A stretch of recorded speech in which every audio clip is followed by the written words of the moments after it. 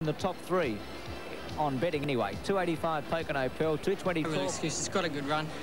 Had every chance in the run, you feel? Every chance. Good run, Coro Corrie May. Robbie Heaven and Trips become a good run, Robbie? Yeah, enormous run, Ted. Do you think you had any chance in the run home there? Yeah, I did. Just early part of the straight where it is a bit patchy. Yeah. He dipped a couple of times and just couldn't get going. Any excuse, Brent? Not bad luck, though. Nothing on I'm a Prince. Peter? Oh, I just never handled the track. Bob Seal, no good. David Peake, Dwanette's girl? It rained. It rained, it upset its chances. Okay. Ronnie Quinton, any excuses? No, I rode the treat, Ted, you know. Not good enough. Had every chance, mate. Okay, Ronnie. Johnny Duggan, before you go, John, any excuses for your mount? Sir Zephyr? He ran a great race. I thought I was going to be right in it coming to the turn, but he just failed to stay, I think. Thanks, Johnny Duggan. Okay. Darren Gouchy, Mapperley Heights, every chance, Darren? Yeah, she had every chance. You know, she was a bit disappointing today, really. She moved along all right for a while, and then she didn't find nothing. Not like the call for Thanks, Darren. Gary Willetts, like a reason. If I got a run like that every year in the Melbourne Cup, it would do me. He just failed to see out the 2 miles. Gary Willetts, like a reason. Thank you. Jimmy Cassidy, disappointing run? Got back and struggled all the way, mate. Played show no good. Okay. Phil Alderman, the Dusky legend? Yeah, no, he just didn't handle the ground, just couldn't get travelling. No good. Nick? Never in it? Always hopeless. Always hope a silver award. Michael Clark, under oath? Just didn't stay, Ted. Didn't stay. Not mature enough at this stage. Thanks, Michael. Wayne Tristark? She's just at the end of her tether, mate, and didn't like the wet track. Thank you. No wet track. What about Rising Prince, Kevin Langby? Too far and too much weight, mate. Too far, too much weight. And? Sprite 80, just couldn't stay. Couldn't stay, Wayne. No. Thank you. Johnny Letts, AI? Yeah, well, I followed What a Nuisance all the way, Teddy, but he just left me for dead. He's not racing this horse. Thank you. And Noel, what about...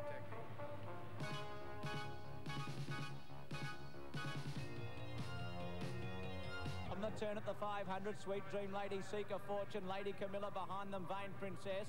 Bay of Sterling 3 wide, Pocono Pearl 4 wide, Torval getting into the clear.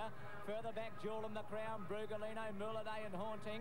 With 300 to go, Seek a Fortune burst away about 2 lengths, Sweet Dream Lady, Bay of Sterling.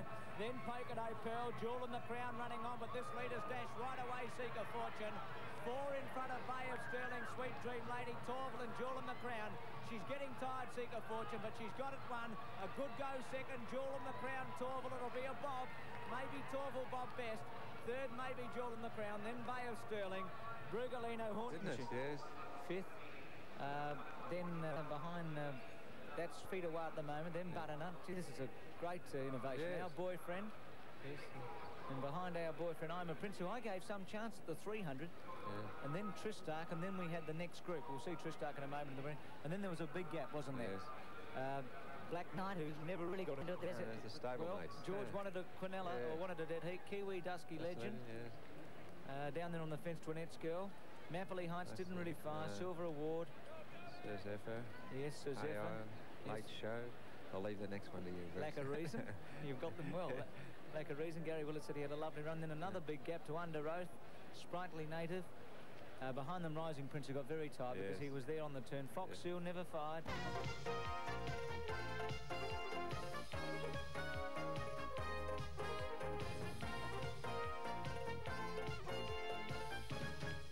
Knight of Avon parked on those horses, out wider on the track then to Lord Vane. Under the whip behind those horses and struggling a bit, Chick Prince, further out Fletcher Boy. Then Puissance and Blackie Jack Advisor, Rich Brother and Fair Paint down the outside on its own. Mahogany Row and Lord Vane, the South Aussies, drew level with Paname, and also behind them Avarav, Princess Jacinda. Knight of Oscar and Fletcher Boy, and Fair Paint out wides up with them. Mahogany Row and Lord Vane are together. Letts is getting plenty out of Mahogany Row. Fair Paint down the outside from Fletcher Boy, but Mahogany Row's dashed away. Jay Letts rides a big double by 2.5 to Lord Vane. Probably Fair Paint third in front of Fletcher Boy, then Royal Campbell, Knight of Avon. Further back, Advisor, Rich Brother made up some ground. Knight of Oscar, Paname, Puissance, Princess Jacinda, Avarav, one of the last home. Blackie him in the middle of the track. I think his rider might have been better if he'd have really hooked onto the running rail over here. There's Mahogany Row with Lord Vane outside of it. Fletcher Boy a bit wider still. And right out on its own, Fair Paint. Let's watch Letts in action as Lord Vane with Des Coleman. About to join him. Almost, I suppose, got within a head or a neck at that stage. Yes, at that stage of the race. But Johnny... 2:35 for Mokapan. She's the best back runner. 5:15 for Deedle. And 4:25 for... Dropped out as expected. Away fast Newsmonger with Mokapan quite. Tootsie going quickly. Ennis Vale Lady was away pretty well. Diggers Lass, Russian Green tapped out a bit wide. Deedle, Star Style Girl. All Flowers back about 5th last outside. Beatrice Levette, Montalba, French Desire and Christmas Hamper Absolute. Tootsie led 3/4. Diggers Lass a length away. Quiet Russian Green 3 deep at the 1200. On the fence in front of it, Newsmonger with Star Style Girl. No speed on here as Diggers Lass now takes the lead. Deedle 7th outside Mokapan. Ennis Vale Lady next, a length to Wallflower. Beatrice Levette, the rail Montalba. Second last on the fence is Christmas Hamper and about a length and a half French Desire being restrained last. 900 out. Diggers Lass ran away a length and a half to Tootsie. A half to Quiet, a length to Russian Green 3 deep. Star Style Girls had a good run the centre. Newsmonger the rail. Then Deedle the outside of Ennis Vale Lady, a length Mokapan or Flower. Starting to improve is Christmas Hamper from Montalba. Beatrice Levette going for rails runs. And 2 lengths to French Desire. Diggers Lass has got out into the centre of the track on the turn. Just led Tootsie and Quiet. Star Style Girls got the run. Newsmonger behind them. Beatrice Levette winding up. Russian Green, Mokapan into the clear. Then Ennis Vale Lady. Deedle out wide. Montalba winding up. Good finish coming up. Star Style Girl took the lead from Tootsie. Quiet. Diggers Lass, Beatrice Levette, further back Montalba. Gauchi tries to get clear on Star Style Girl. Tootsie kicks back. Ennis Vale Ladies flying, will beat them all. Comes home right over the top of Star Style Girl. Draws level and goes home to win. Star Style Girl second. Third Deedle, then Christmas Hamper, Diggers Lass. Next home Mokapan, Tootsie and Montalba. Had more than 50 monitors from which to choose, and all eyes were certainly on the telly, the crowd expressing an occasional sigh and scream. But the group of punters was almost reduced to a state of shock as What a Nuisance got up to snatch victory from a field of favourites. What a Nuisance goes to Corrie May. Corrie May. It is. Champagne, beer, chicken and an easy chair was the order of the day for racegoers at Matoa this afternoon as the folk in the Wimmera celebrated Melbourne Cup Day 85. The crowd was a little down on previous years, but those in attendance made their own fun. The weather was kind, but unsettled, with ladies electing to dress mostly in light summer clothing. The fashions on the field was a highlight of the day, along with a fashion parade held earlier in the afternoon. But all the sidelights couldn't detract from the main purpose of the day, the Melbourne Cup. The crowd in the betting ring gradually swelled to capacity in the lead up to the race, with punters placing their final bets. Then it was a flurry to the nearest television screen to view the historic race. Afterwards, it was the winners who cracked open more champagne to celebrate, and the losers, well, they either tried to retrieve some of their lost revenue in the betting ring or simply joined the winners and drowned their sorrows. 200 to go, and Butternut and Corrie May got to our boyfriend. What a Nuisance coming at them. Here's Tripsingham with a late run, but might be too late. What a Nuisance and Corrie May. They're hit it together. What a Nuisance won the Cup. Good evening, everyone, and tonight's news is dominated by the running of the 1 million. But the eyes of the racing world and probably all of Australia were on Flemington Racecourse today for the 125th Melbourne Cup. The Victoria Racing Club could have wished for a better day. It was humid and showery, and to make matters worse, the statewide train strike made getting to Flemington Racecourse a nightmare. But as Mark Gillies reports, racegoers resorted to just about every other form of transport available. It was a day when all roads appeared to lead to the Flemington Racecourse. From just after 9 o'clock, more than 5 hours before the big race, traffic began to build up. Police had their hands full as thousands of cars jammed onto roads up to 3 kilometres from the course. And when they finally reached their destination, just about every spare area was turned into parking space. Private bus lines and taxis had a field day as racegoers who were unable to travel by train looked to other means of transport. Trams and buses were packed with unusually well-dressed passengers, but there were some who turned adversity to their advantage. What better way to arrive than by boat? On the Maribyrnong River, vessels loaded with people made regular stops at the edge of the course. Some decided to be a little old-fashioned, while others just couldn't help but get into the racing spirit. And when all else failed, there was no better mode of travel than the oldest known to man, even if it was a little tiring. Despite the fact that the day had royal patronage, the crowd of just over 77,000 at Flemington was well down on last year. But for many who took the trouble to go, it was an opportunity to watch the sport of kings in the company of royal blood. Prince Charles and Princess Diana beat today's traffic snarl by boating into the races, accompanied by a flotilla. Prince Charles later admitted he'd picked second-placed Coiro Corrie May. While the royal couple were pondering the form, thousands of others had already made up their minds. The TAB expected $16 million to be bet today, $9 million on the Cup. That's without what was bet with the bookies. Police told journalists and photographers covering the royal tour that they couldn't film the royal couple in the stands during the race, and they carried out that order with some force. Police extended their order to all media, including those actually covering the Cup meeting. A Channel 9 camera was pushed from the operator's face and police attempted to block our view. We were later allowed to film the presentation where Prince Charles had a quip about what should be done with the Cup. I've been trying to persuade the chairman that the Cup should be gently foaming with Fosters when it is presented, but it seems that most of the supplies are in Britain at the moment. The royal couple left the racecourse through Acton. Princess Diana has worn the black and white ensemble before and should have made more of an effort to impress. The Princess of Wales wore a simple suit, black skirt, a white jacket with black lapels and a black and white hat. As usual, the cameras dogged her footsteps. No doubt some of the women who annually pose without prompting thought what a nuisance because they were missing out on media attention. Actually, many people chose the striking contrast of black and white for their outfits, and like Princess Diana, the tone was quite conservative.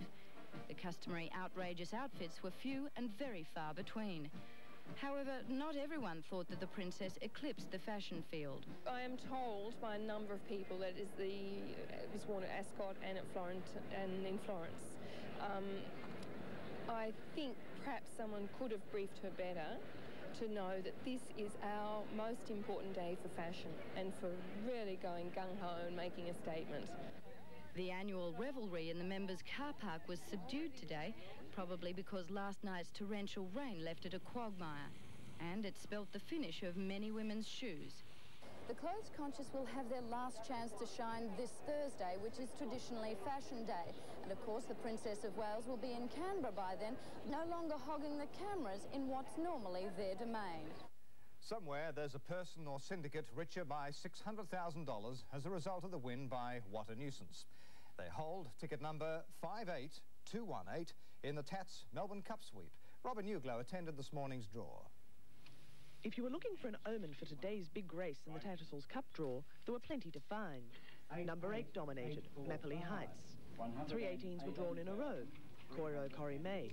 And there were plenty of 9s or its multiple for Fox Seal. About 100 or so ticket holders gathered for the draw, considerably less than in other years.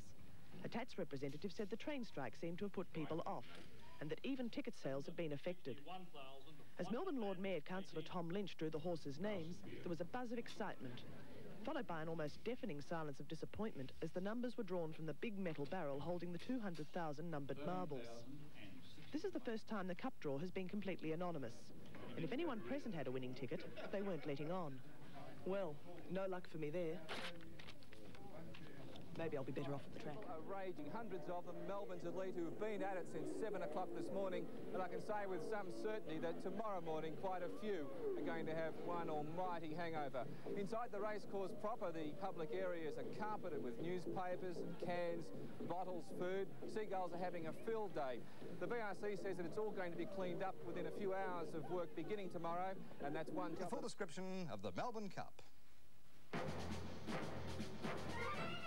Favourite defeated Regal first 8-1, and third was Morel at 50-1. Second Regal. Presence for all, and on the outside of them, Bullion Broker, Net Call, Quistador, Brass Sun.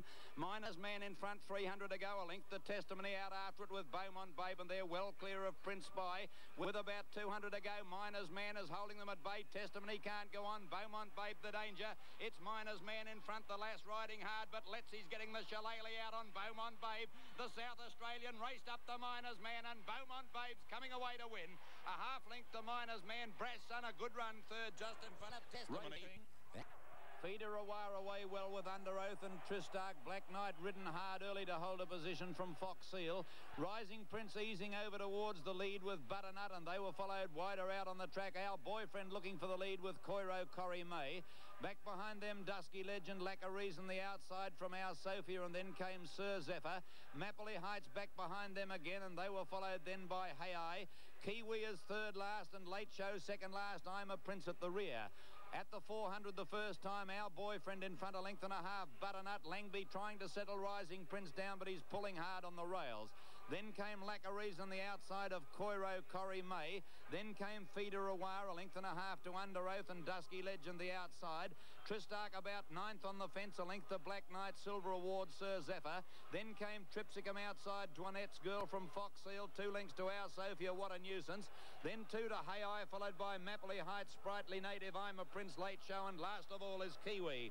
Past the judge and out of the straight they race now. And Our Boyfriend by a length to Butternut and a half length to Rising Prince, settling better. Lack of Reason trapped 3 deep around Coiro Corrie May and Feeder Awar, 2 lengths to Under Oath. Then Dusky Legend, a length and a half. Tripsicum in the middle of the field, and at its girth is Black Knight. 2 and a half to Sir Zephyr from Silver Award, and getting up on the rails, Dwanette's Girl. A length Tripsicum inclined to pull a little there from Fox Seal, What a Nuisance. 1 to Our Sophia, a length and a half further back, I'm a Prince, Hey I. 2 to Sprightly Native. Then 2 to Mappley Heights, Late Show, and last of all Kiwi, 30 lengths off the lead. As they went to the 1600 halfway, Our Boyfriend in front by a length to Rising Prince. 1 to Corio Corrie May and a half to Butternut. 2 and a half Lack of Reason.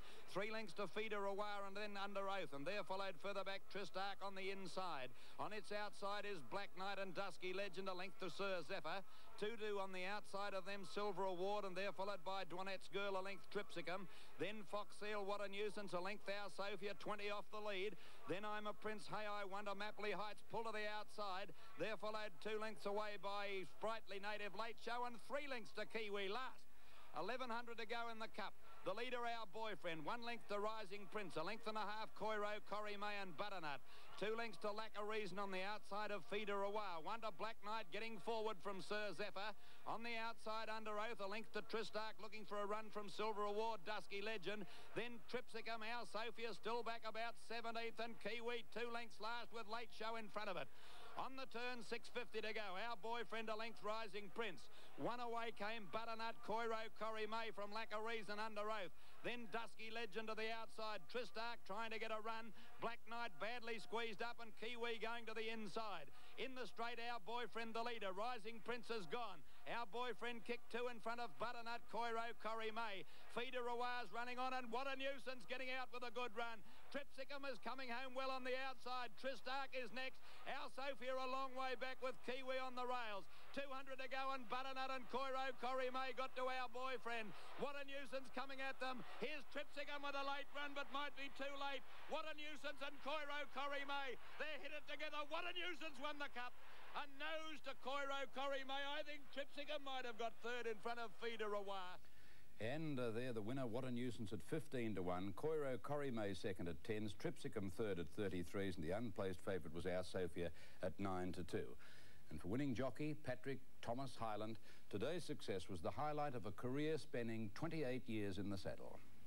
Here's Terry Clifton now speaking with One of the greatest things that's happened to me in this game is that I've had marvellous friends, Jim Maloney and his wife, and Lloyd Williams, who's been, you know, I've rode his first winner for him, and, you know, he's been a real backstop to me, and I've got to say that that's the best thing that's happened to me in racing is the friends that I've made. You must have been confident after the McKinnon on Saturday, but when the rain came last night, I guess there must have been a very big smile on your face. Oh, well, you know, we just need a bit of luck. That was the whole thing. And when you're going out in a race like this, you know, every jockey thinks he's got a chance, and nobody gives an inch. But I don't know, it was my day. Did you always feel that way in the run today? Well, I was always very happy in the run, but I was pretty really delighted getting to hometown. One of the morning papers suggested this could be your last Melbourne Cup. I don't know if you read that. What do you say to that now? He'd be Fortune together, 2 lengths clear from Bay of Sterling. Poke No Pearl as Seeker Fortune strode to the lead. They're followed by Torval, Jewel in the Crown and Vain Princess, but Seeker Fortune's found 5 or 6 legs. It's raced away 4 lengths in front with 200 to go and is going to win by a minute. Sweet Dream Lady battling on with Torval and Jewel in the Crown, but Seeker Fortune has won by 4 lengths. Good battle for the minor placings, nearly a dead heat. Jewel in the Crown. Fair Paint wobbling from Fletcher Boy. Mahogany Row in front at the 300. Tackled now by the other South Australian Lord Vane from Pan Am, and they are followed by Fletcher Boy. Let's getting to work on Mahogany Row now as Lord Vane runs up alongside it. End on the outside, Fair Paint. Mahogany Row a half length in front of Lord Vane, holding it safely, in fact coming away, and Mahogany Row draws away to score a big win by about 2 lengths to Lord Vane. Fair Paint has run third, fourth Fletcher Boy, then Royal Campbell. 100 from home. 2 lengths to I'm a Prince. Mapperley Heights commencing her run from Hay-Eye. They're followed by Sprightly Native, Late Show, and 2 lengths to Kiwi. They've got 1,000 to go in the Cup, and Our Boyfriend by a length to Rising Prince at a length and a half. Butternut and Coiro Corrie May. 2 lengths then Feeder R, and they're followed by Lacqueries and a length and a half to Black Knight under the whip. He's followed by Under Oath, and then to the outside Sir Zephyr from Tristark. Then came Tripsicum and Silver Award starting to make his run over on the outside. They're followed a bit further back then by What a Nuisance and Juanette's Girl. To the outside is Our Sophia, and they're followed then by Foxfield as they corner, and well back is Mapperley Heights and Kiwi. Our Boyfriend first for home, 4.50 to go. Leads by 2 lengths, Rising Prince, Coiro, Corrie May and Butternut on the outside. Then Feeder R, What a Nuisance, Lacqueries and Tripsicum running on, and I'm a Prince wide out. 300 to go, Our Boyfriend under the whip, a length and a half in front of Butternut and Coiro, Corrie May.